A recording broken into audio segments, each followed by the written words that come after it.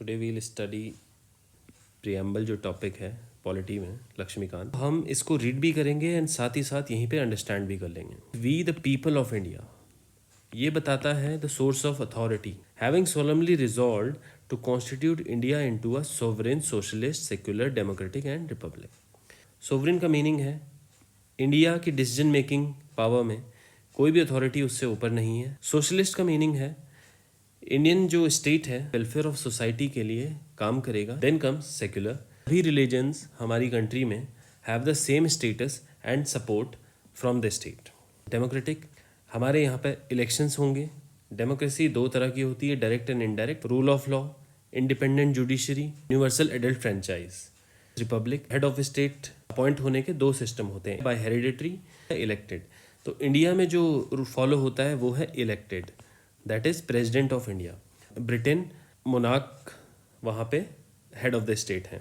To secure to all its citizens, अब इसका motive क्या है, क्या सिक्योर करने के लिए, वो है जस्टिस। इसको आप शॉर्ट में ऐसे याद कर सकते हैं, JLEF।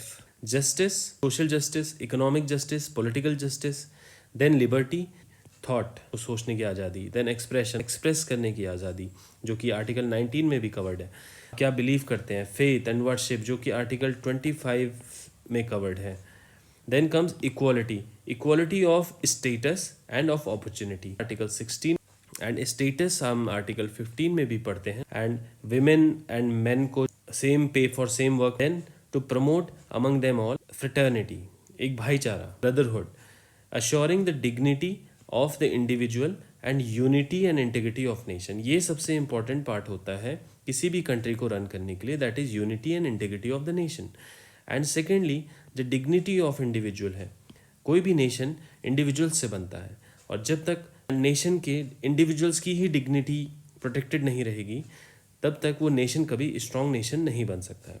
26 नवंबर 1949 को इसे अडॉप्ट किया गया, एनैक्ट किया गया। So thank you so much.